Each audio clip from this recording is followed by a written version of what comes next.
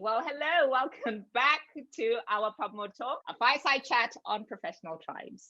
For those who aren't aware of professional tribes, the platform on which we talk about all things that should matter, that do matter to people from professional backgrounds, working people, grown-ups more broadly. This week, we're just calling a spade a spade. We are talking about racism.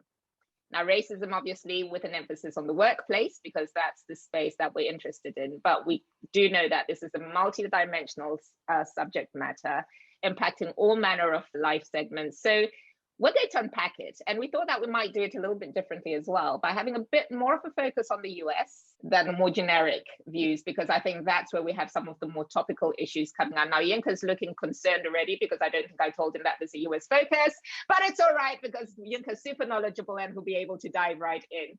So, as we do on our fireside, I ask you all to imagine that we've walked into a village. I'm going with what? With Burkina Faso today. We've walked into a village in Burkina Faso we've never met before, and we congregate at a fireside. The sort of discussion we have over here is unscripted, but it's centered on a specific topic. And as I say, today's is racism. Yes, hello, tribe. Heath Bailey, an educator based in Dubai. This is my 8th year. And I am a principal at Vernus International School in Silicon Oasis. Hello, tribe. Good evening. It's 10:30 here in Karachi. I am very, very pleased to be back here with you all. I was on a little bit of a hiatus, so delving right back in with all these amazing people and looking forward to a great conversation. I operate in the marketing communications space and have done so for over 13 years. And that's just a little bit about me. Peace and love, family. It's amazing to be around the fireside for this powerful discussion. I'm Jason Rivers. I am based in Pittsburgh, Pennsylvania, in the United States. And my background is in education, not just the traditional realm, but non-traditional realm. That's really predicated on seeing our community as a large classroom. And that each member of our community is a teacher and learner in their own right. So, that's what my core fundamental beliefs. And I'm excited to, share in the dialogue of learning, the exchange of learning with community members, not only in my city, but across my country, as well as globally, and having the opportunity today to engage in this discussion around a topic that is very much unfortunately a part of the fabric of the country that I reside in. Yeah, hello tribe. Hi everyone. My name is Yinka Oloko. I'm based in the UAE and I've lived here for 10 years. I'm Nigerian, Lagos City, that's my home. I'm a key account manager in the advertising space for a company called The Entertainer. And I'm just really thrilled to be here today. This is a topic that I'm quite passionate about, and it's something that I really wanted to see people engage more normally. A lot of people try to sidestep whenever there's a race or racial topic on the table. So for me, I'm just happy that we're able to discuss it so freely and so easily. So I'm really looking forward today. Well, good evening, tribe. My name is James, and I'm from the U.S., Atlanta, Georgia, Florida. I'm here in Ras Al Khaimah in the United Arab Emirates. I'm a professor of supply chain, and I kind of retired from U.S. Department of Defense, and I specialize in corporate ethics, corporate culture and ethics. And I'm excited about delving into racism because that's something that was really written out of my paper because it's a dangerous subject, but now I think it's time for it. He said it's a dangerous subject. All right, well, if I disappear, you know why I brought a dangerous subject to the fireside.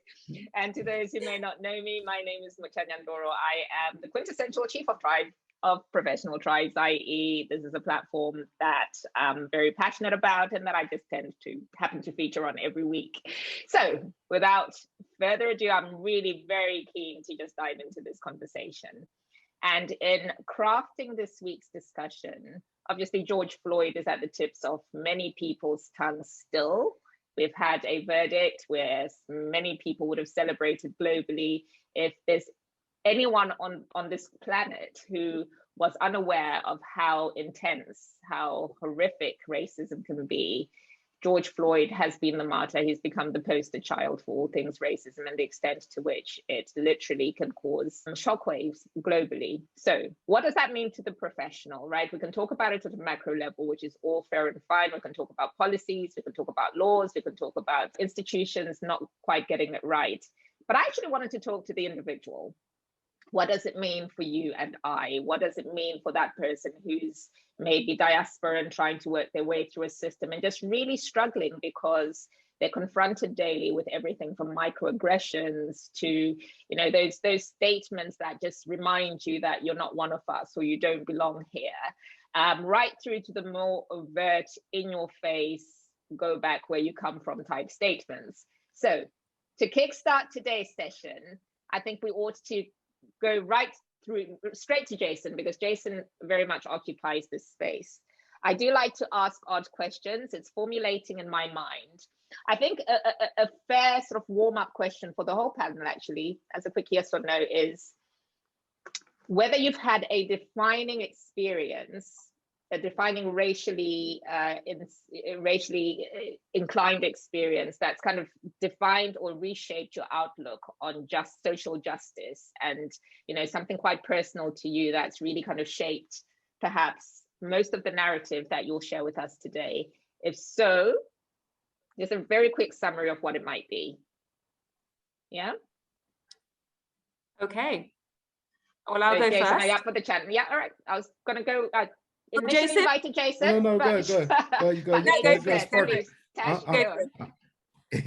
ahead. No, go ahead, Jason. Okay. Man, the question I had to, I'm going through my Rolodex, like, which one do I want to choose? There unfortunately, like, there are way too many. In a professional setting, correct? That's what you're saying? Yeah, ideally. Okay. Ideally, right. So, you know, the years that I spent in the school system that I work for, there's so many. I'm trying to figure. Let's pass to somebody else. I want to give you one that would be perfect, but I want to give you one that would honor the space. So let me think on it for a second. And you know what? It doesn't actually have to be in the workspace. If it's something more profound that has shaped your outlook, then we're happy to hear that as well. But whilst you get your thoughts together, because I literally threw you into the fire unfairly, let's go to Natasha, who seems ready with a response, shall we? I've thought of that. My response is quite simple. Fortunately, I haven't been on the receiving end of any overt racism in the workplace, but I think I am among the minority, actually. But I have witnessed other people sort of become subjected to racism in very many different forms. But being from the UK, it's been more subtle than, say, perhaps what it would be in the US. And, you know, offline, I'd had a conversation about this with my sister to say, do women have it easier, Black women have it easier than our brothers? But we're going to go into that in a bit. Let's go across to James, please. Sure, it's been a long time, and keep in mind I've been away from the States for 16 years now, but I do recall graduating, and I went to a what we call HSBC, a historically Black college. My undergrad was, and I immediately went to work in Coca-Cola, and what I found was there was a promotion. I remember wanting to be I wanted to work in marketing. I came from operations, and I do remember that I call it the hidden agenda was that they said, well, James, you can't apply for marketing because we only pick certain universities for that. We have a list, we have a short list of about 12 universities, and which was pretty unique that, of course they were the bigger universities, but of course no HBCUs were included that thing in that environment. And I looked at that as a way of keeping us groups, my group, out of those type of higher echelon jobs. Eventually turned out to be wonderful, because I went away and started my own business after that, and I started producing my own lemonade doing that. So it turned out to be fine, but I guess that was the kind of the last thing that I recall. Okay. And I'm going to go to Yinka and say, Yinka, if you were to define, because you're going to have a bit of a unique experience, when you think about Black folk in the UK, in the West, right? Let me know what your thoughts are on perceptions of racism, because we kind of tend to approach it, being African at least, from a colonial perspective. And most of our issues and hang-ups are born of a colonial legacy, whereas there's a different type of racism coming out of the West. Is that your view? Tell me what your thoughts are around this. It's a good question. It's quite tricky. I mean, and a lot of this is sort of from my experiences in the places I've traveled to. I find that there are a lot of similar patterns and there are a lot of differences. For example, in certain African states versus certain Western states, you have issues around, say, police brutality or bias that's created by a system where you've got people of color and, quote unquote white people. So I see them operate and pan out very differently. In certain parts of the world, you have overt racism that is backed and supported by their law, i.e., they have policies that would allow certain things slide, whereas in other countries it's not the same. So I do look at them very, very differently. Where I come from, which is Nigeria, I wouldn't find the kind of racism I would find if I went to the UK or the US, or even in a place like the UAE, where it's a lot more subtle. In my personal and professional experience here, I haven't had it overtly. I'd have the little microaggressions, like once I was at an interview, had a phone interview. They said, listen, we like you, we want to hire you. Can you just come to meet everyone face to face? I get there and the lady says, first thing she says to me is, you don't look how you sound. And then she tries to sort of laugh it off. There was absolutely nothing funny in that statement. But again, in places like this, it comes out in a sort of very subtle way, whereas in other parts of the world, like the West, it would be more a combination of the overt racism and what you've got in their system. So that's kind of how I would approach both of them. So this idea of going to an interview and someone saying you do not sound like, this is something that happens actually a little too often. And I'm curious to know from you, Heath, what your views are on this. We play around with this word microaggressions very often, and this could be classified as a form of a microaggression, right? Because what does the visual of my sound look like? What is it you're actually saying? I want to push back on the word micro. I think it's macro. And when we say, when you've got academic people on and educators on, they're bringing it like this. Teach us, school us, Heath. This is what I was looking forward to. I think when you face it, and Jason can attest to this, as much as we have done, and I'm sure everybody on this panel and around the world has a different social consciousness and lens to it, it becomes overt after a while. It's not so subtle when you experience it repeatedly in every area of human activity. You can see it, you can smell it, you can taste it. Some people from the dominant society might say, don't you think you look for it? It's almost like that conspiracy theorist that there is a conspiracy. Mm-hmm. So you're really not a theorist. It is what it is. So Yinka's example to me, that's totally overt to me. For someone to say that. But is it racist? Is it racist to say that you sound? It's a racialized, definitely a racialized statement. It is a condition or a thought process based on race, based on nationality, based on skin color. So definitely, yes. But is it malicious? I'm not sure if that matters. Interesting.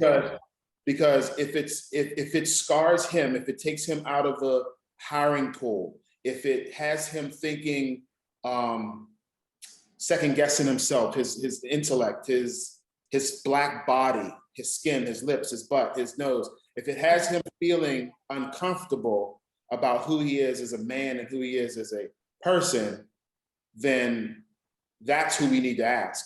it doesn't really have anything to do with the ignorant statement or the ignorant person who made the statement, but how he feels. Right. So Heath, I can think of a few people who would actually feel highly complimented because they've been told that you speak like, you sound like one of us. There are people who actually think that's a seal of approval, right? So at what point, how do you draw the line between the offensive and the complimentary almost? Right. Well, what happens is, and this is in Dr. Carter G. Woodson's text, The Miseducation of the Negro, which was written in 1933, Jason, correct me if I'm wrong, 1931 and 1933. Many times we assimilate, we have a thirst, an unquenchable thirst to be accepted, approved, and validated. So whenever we get that compliment, even though it's a backhanded compliment, we want that. We like being the only person, the only speck of pepper in a salt shaker at times. Okay, because we feel we've arrived. We actually have a visceral reaction to the next Black guy or gal that walks in a room because we feel like they're going to take our shine or they're going to start leaning towards them. So that is definitely a wrong approach to be happy that you speak more Eurocentric or you sound white, for lack of better words. I think that's a very, very valid point. I'll go back to Yinka. In that moment, you know, when she made that comment, and you know, you didn't find it funny. You said, you know, there was nothing funny about the statement. What then was your next reaction? I asked that because I think that oftentimes we shy away from making them uncomfortable, them being the person who has made the statement. So it's easier for us to sort of shy away from it or brush it off than actually confront it and question them and make them accountable for their statements. So in that situation, you know, how did you navigate that? Yeah, I'll be very, very brutally honest. I was much younger then and more naive, and so I let it slide. Now, me being the person I am now, the right thing to do was to obviously call it out, regardless of whether, you know, my getting a job is contingent, and that's not the point. I think that was is a teachable moment for the person across the room. And I have the opportunity to do that as well. Now, there might not have been a malicious intent behind it, but again, it's irrelevant. It's up to me to, you know, to raise that and to provide that teachable moment for that person at that time, which is what I should have done, but I did not do that. But yeah, to answer your question, I just let it slide. Yeah. So yeah, that's really fascinating. Sorry, Tash. Go ahead, Mitch. Quite fascinating insofar as I can imagine people who would be afraid to be labeled the angry Black man because you've picked them up on making a statement like that. And I think, you know, very often we're walking on eggshells because you don't want to rock the boat. You want to be a good cultural fit. And the moment you start challenging what you meant by I don't look the way I sound, you're already starting to inject that sense of, this is going to be a troublemaker. I'm not sure she's going to fit into our culture. Oh, we like to joke. We like to have banter about these issues. If she's sensitive about her accent, goodness knows what else she's going to do when she leaves. So I do wonder, maybe Jason could talk to this point. You know, you deal with a lot of youth. You're an activist for all intents and purposes around this space.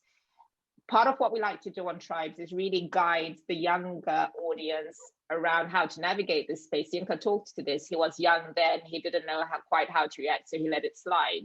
What sort of advocacy could we expect from you in these sorts of situations where, I guess, young, inexperienced people are faced with these macroaggressions and don't quite know how to deal with them? Yeah.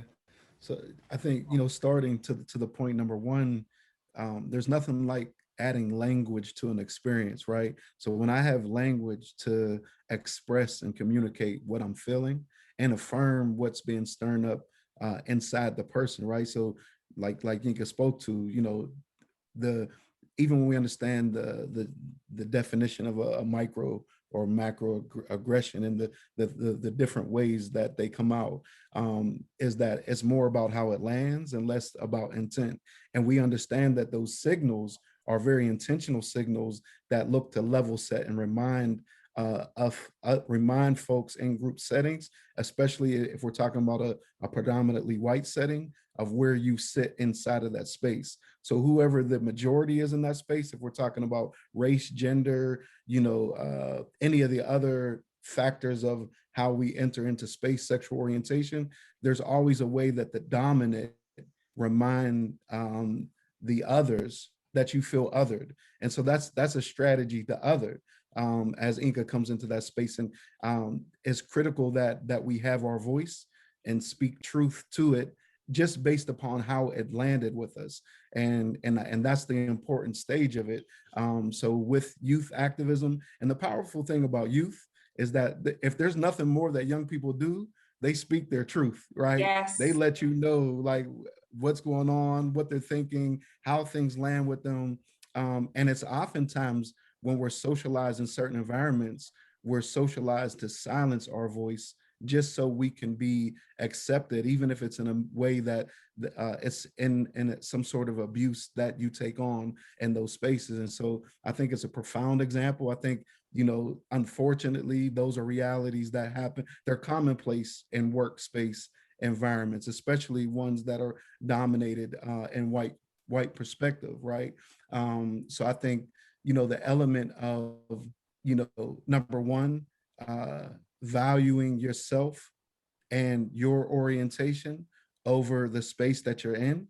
And when it can be a teachable moment, and there's more, and it's not always the responsibility of the one that's being abused in that space to be the teacher, because that's another way that process works out. Like, we'll teach us better, like it's not my responsibility to uphold these values because to Heath's point, it's not as innocent. What I've come to understand over the years is that behavior is not as innocent as it's made to be seen.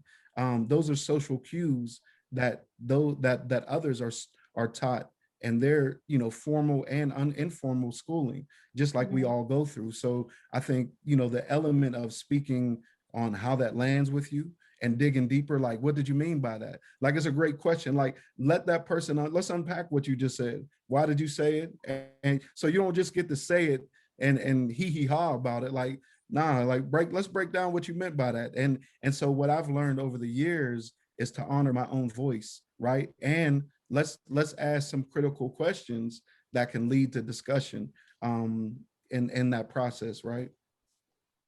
It's a great response. Much, were you going to say something? No, it's literally happy for you to as well. But I was going to ask James. I think we all have that story of that young Black man who uses every excuse under the sun for why they cannot work. The system is against them and they play the victim in absolutely every single environment. And I think there's a fine line between being woke and being able to speak out and having an awareness, and then just really not being resilient and not being able to survive in a world that you're not going to change overnight. What are your views on really just developing some form of mettle and some stamina to face these aggressions and to face racism head on without jeopardizing your economic well-being along the way? It's a really good question. My thoughts aren't necessary. I think armor we build fairly easy. If you regularly experience racism in a work environment, then your mettle is easy to develop. It's what you do with your sword after a while. And so I have a slightly different perspective. I was born and raised in the South, in the southern part of the U.S. I went to my graduate school was the last school to let Black people in. And so my experience was different. However, the best way that I've handled things is to realize that the truth is things people say are ignorant. And sometimes it's been my duty to be me, but I call it let people off the hook, knowing that they've been let off the hook, because I'm stronger and bigger than everybody. So, period. Bigger, stronger, smart, yeah. I mean, it's the truth. But It's because I've grown. You know, we've had to evolve. So the truth is that how do we develop that? You say what you need to say about a situation. I don't look like the truth is I don't look like I don't sound like I look. And I always ask the question. I was like, yeah, I do sound a little taller, don't I? And very good. Very good.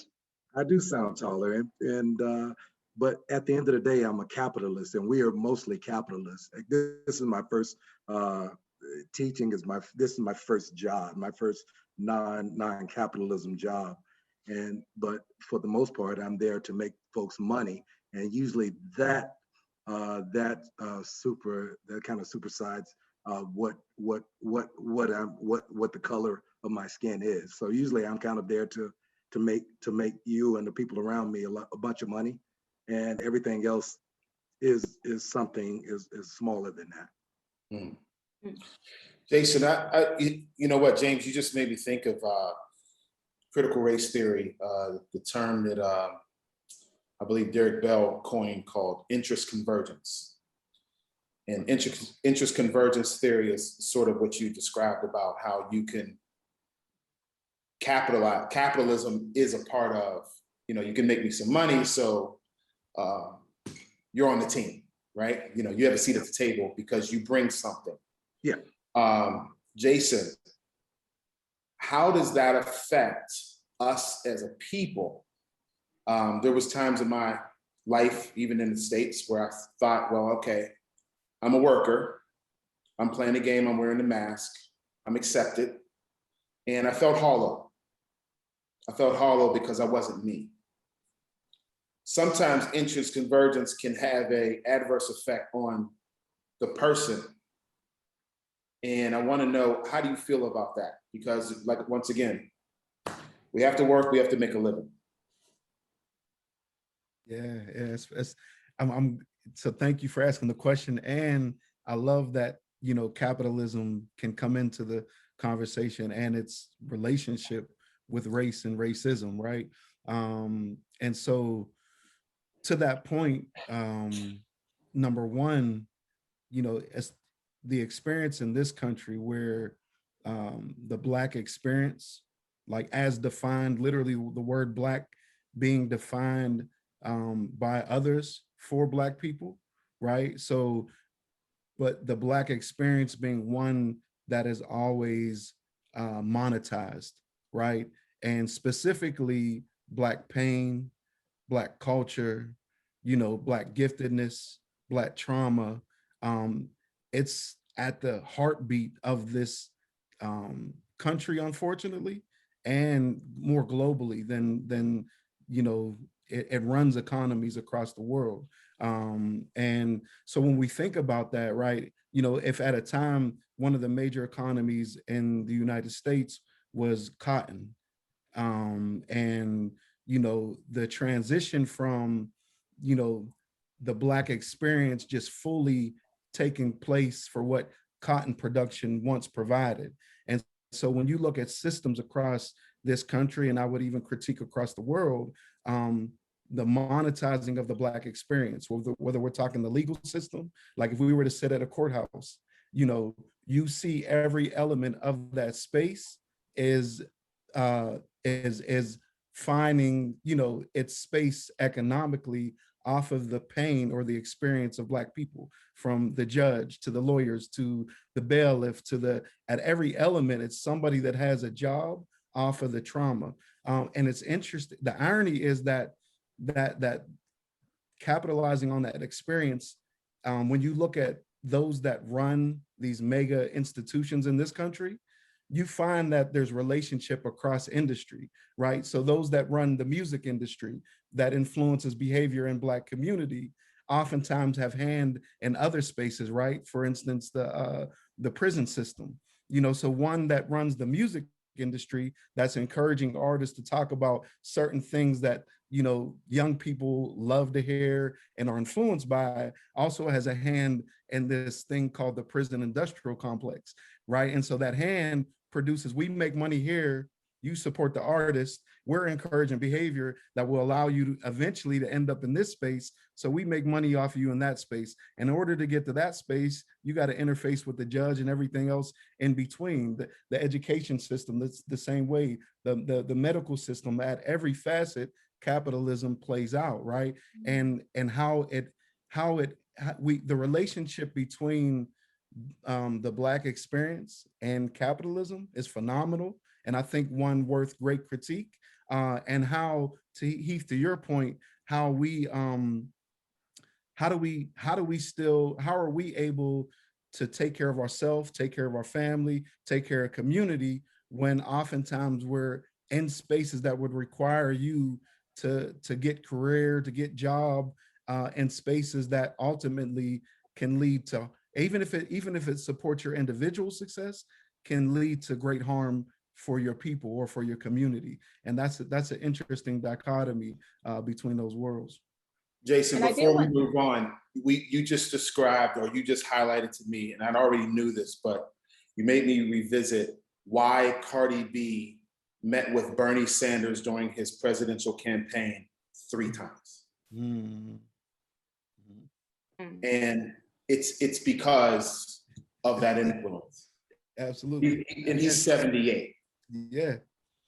But what does it say about our psychological profile as a people, though, that we're so easy to manipulate? I mean, it's quite obvious when you start to analyze these things that there are these codependencies, these interrelationships between the various elements of economies, and how our behaviors are feeding or lining the pockets of the ultimate beneficiaries. How is it that we don't see this? Why is it that I'm willing to buy a pair of Nikes that are more expensive in Harlem than I'd get them in, on Fifth Avenue? There are all these things that are so in our face, but somehow we just kind of keep consuming, and we keep feeding into a culture that we should just wake up from almost. Yeah. It's actually quite frustrating to observe these things. I see. But I think one of the things is to give ourselves grace based upon, it's not just, because I think the question we need to ask is what happened to us. Yeah. Like not But for what's how wrong long? with us. For how long, Jason, must we ask that question? Because at some point there needs to be a break in the system, right? Only if you find out what happened. Exactly. We know, but we kind of know what happened, don't we? No. Those kids, it's not in the curriculum. I mean, I was in Ghana for the year of return in 2019. It's not the transatlantic slave trade is not in their curriculum. No. Okay. So if you come over to the USA or even I'm sure in the UK, I mean, there's a lot of things that we just don't know. We found out when we're in our middle age or something like that. I didn't know half the things I know. But descendants of Vikings could say the same thing. My point here is that at some point, surely we want to take some ownership over our future, over the outlook, of the Black narrative, because I do think that there's a potential. It's quite crippling to keep holding on to what we perhaps don't know or what has been. How do we move forward from all of this? Yinka, what are your views on this?